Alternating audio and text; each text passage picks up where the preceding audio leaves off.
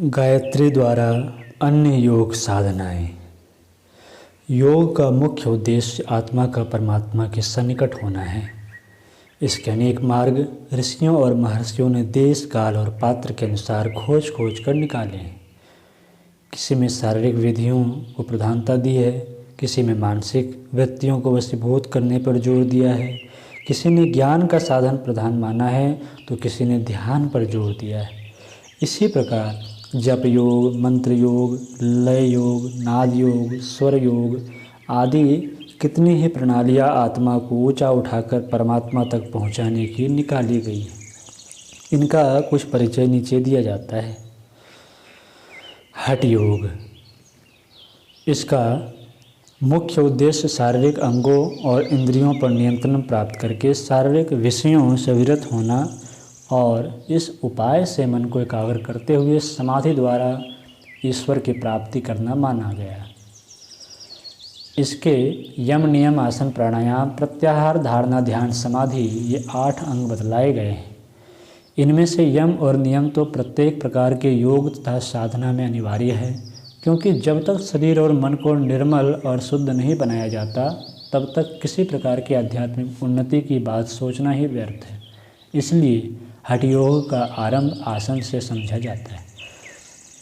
हठ योग के अनेक आसन स्वास्थ्य रक्षा के उत्कृष्ट साधन माने गए हैं और आजकल अनेक शिक्षा संस्थाओं में बालकों और नवयुवकों को उसका अभ्यास कराया जाता है। आसन में स्थिरता प्राप्त होने से मनुष्य का मन बेस्थिर होने लगता है।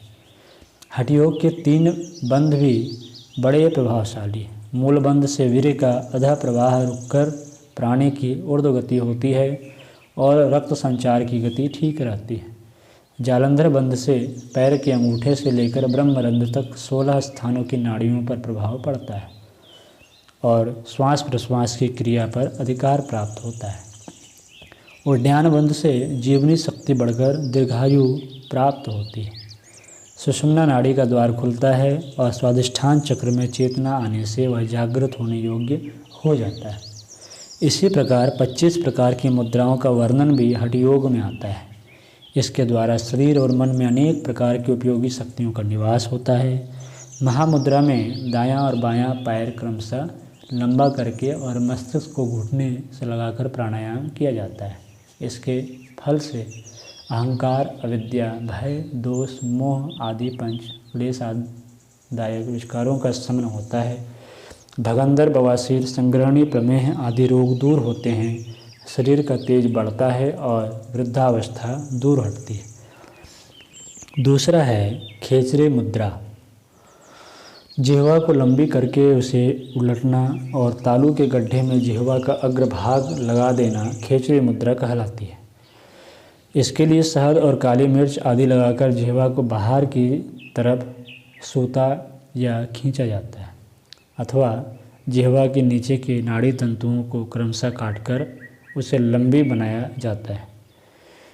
इसके प्रभाव से कपाल गह्वर में होकर प्राण शक्ति का संचार होने लगता है और सहस्त्रदल कमल में अवस्थित अमृत निर्झर झरने लगता है, जिससे दिव्य आनंद की प्राप्ति होती है। प्राण की ऊर्ध्वगति हो जाने से मृत्यु काल में जीव ब्रह्मरंध्र से होकर ही प्रयाण करता है, इसलिए उसे मुक्ति या स्वर्ग की सद्गति प्राप्त होती है। तीसरी है विपरीत करनी मुद्रा। मस्तक को जमीन पर रखकर दोनों हाथों को उसके समीप रखना और पैरों को ऊपर की तरफ सीधा रखना, इसको विपरीत करनी मुद्रा कहते हैं। शीर्षासन भी इसी का नाम है। इसके साधन से मस्तिष्क को बड़ी शक्ति प्राप्त होती है। इसी प्रकार षटमुखी, सांभवी, अगोचरी, भूचरी, नमो मुद्रा, शक्ति चालनी, ताड़गी, मांडवी, वैश्वानरी, वायवी, काकी, भुजंगनी आदि अनेक योग मुद्राएं हैं जिनके द्वारा नाना प्रकार की शक्तियां प्राप्त की जा सकती हैं। हठ योग के प्राणायाम में श्वास को भीतर खींचते हुए क्रमशः पूरक, कुंभक और रेचक करना पड़ता है। प्राणायाम के लोम विलोम, सूर्यभेदन, उज्जाई, शीतकारी, शीतली, भस्त्रिका, भ्रामरी, मूर्छा, प्लावनी ये 9 भेद हैं। इनके द्वारा श्वास प्रश्वास पर नियंत्रण होकर अनेक व्याधियों का निराकरण और शरीरस्थ शक्तियों को जागृत किया जा सकता है। चौथी है आत्मानुभूति योग। आत्मा के सूक्ष्म अंतराल में अपने आप के संबंध में पूर्ण ज्ञान मौजूद है।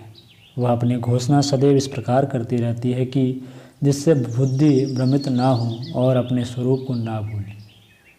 थोड़ा ध्यान देने पर आत्मा की इस वाणी को हम स्पष्ट रूप से सुन सकते हैं और उस पर निरंतर ध्यान देने से आत्मा का साक्षात्कार भी कर सकते हैं। प्रातःकाल सूर्योदय से पूर्व नित्य कर्म से निपटकर पूर्व को मुख करके किसी शांत स्थान में बैठिए। मेरुदंड सीधा रहे, नेत्र बंद रखिए और स्वाभाविक रीति से श्वास लीजिए। जब नासिका द्वारा वायु भीतर प्रवेश करने लगे तो सूक्ष्म कर्मेंद्रियों को सजग करके ध्यानपूर्वक श्रवण कीजिए कि वायु के साथ साथ सो की ध्वनि हो रही है। इस सूक्ष्म ध्वनि हो रही है। जब तक वायु भीतर रहे तब तक आ, और जब बाहर निकलने लगे तो हम की ध्वनि का अनुभव कीजिए। साथ ही हृदय स्थित सूर्य चक्र के प्रकाश बिंदु में आत्मा के तेजोमय स्वरूप की भावना कीजिए। इस प्रकार सोहम, यह मैं हूँ का अजपा जाप होने लगेगा। सोहम साधना की उन्नति जैसे जैसे होती जाती है, विज्ञान में कोश का परिष्कार होता जाता है, आत्मज्ञान बढ़ता है और धीरे धीरे आत्म साक्षात्कार की स्थिति निकट आती चलती है। आगे चलकर श्वास पर ध्यान जमना छूट जाता है और केवल तब सूर्य चक्र में विशुद्ध ब्रह्म तेज के ही दर्शन होते हैं। उस समय समाधि की सी अवस्था हो जाती है और क्रमशः साधक ब्राह्म्य स्थिति का अधिकारी हो जाता है। पांचवा है स्वर योग। विज्ञान में कोश वायु प्रधान होने के कारण उसमें वायु संस्थान विशेष रूप से सजग रहता है। उस वायु तत्व पर अगर अधिकार प्राप्त कर लिया जाए तो अनेक प्रकार से अपना हित स्पंदन किया जा सकता है। स्वर शास्त्र के अनुसार श्वास प्रश्वास के भागों को नाड़ियाँ कहते हैं, जिनकी संख्या शरीर में 7200 है। इनको नसें नहीं समझना चाहिए, स्पष्टतः यह प्राणवायु के आवागमन के मार्ग हैं। इनमें 3 इड़ा, पिंगला और सुषुम्ना प्रधान नाड़ियाँ हैं। इड़ा को चंद्रनाड़ी भी कहते हैं, जिसका संस्थान बाएं नथुने में है। पिंगला को सूर्य नाड़ी कहते हैं, जो दाहिने नथुने में है। सुषुम्ना को वायु कहते हैं, जो दोनों नथुनों के मध्य में है।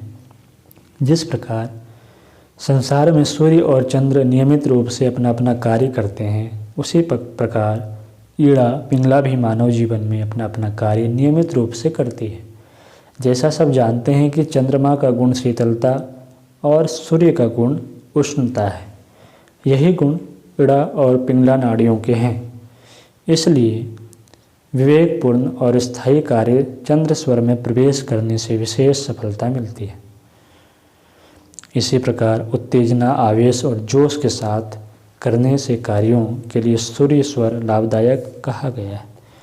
कभी कभी इड़ा और पिंगला दोनों नाड़ियाँ रुककर सुषुम्ना चलने लगती है, अर्थात दोनों नथनों से एक सी गति से श्वास चलता है। वह समय आत्मिक चिंतन के लिए श्रेष्ठ माना गया है। ऐसे समय में मानसिक विकार प्रायः दब जाते हैं और गहरे आत्मिक भाव का थोड़ा बहुत उदय अवश्य होता है। ऐसे समय में दिए हुए शाप या वरदान कुछ न कुछ फलीभूत अवश्य होते हैं, क्योंकि उनके साथ आत्म तत्व का सम्मिश्रण होता है। ऊपर जिन सब योग मार्गों का वर्णन किया गया है, वे सब गायत्री योग के अंतर्गत ही हैं। गायत्री साधना करने वाला व्यक्ति उन सब में सफलता प्राप्त कर सकता है। गायत्री के 24 अक्षरों में संसार का समस्त ज्ञान विज्ञान बीज रूप से मौजूद है। इसके अतिरिक्त सद्बुद्धि को दिव्य मार्ग से अंतःकरण में प्रतिष्ठित करने की शक्ति में उसमें पाई जाती है। सद्बुद्धि ही मानव जीवन में सबसे बड़ी संपदा अथवा शक्ति है। जिसके पास यह शक्ति होगी वह कभी किसी क्षेत्र में सफल नहीं हो सकेगा। विशेषकर आध्यात्मिक शक्ति का भंडार तो गायत्री ही है। इसलिए जो व्यक्ति आत्मोन्नति की दृष्टि से उसकी साधना करेंगे उन्हें कभी निराश नहीं होना पड़ेगा। ऊंची से ऊंची योग विधियां और दैवी शक्तियां गायत्री साधक को सहज ही हस्तगत हो जाती है।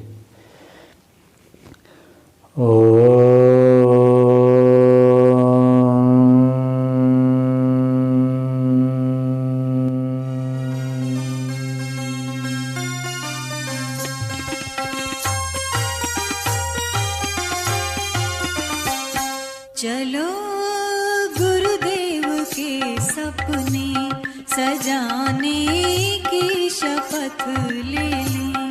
चलो गुरुदेव के सपने सजाने की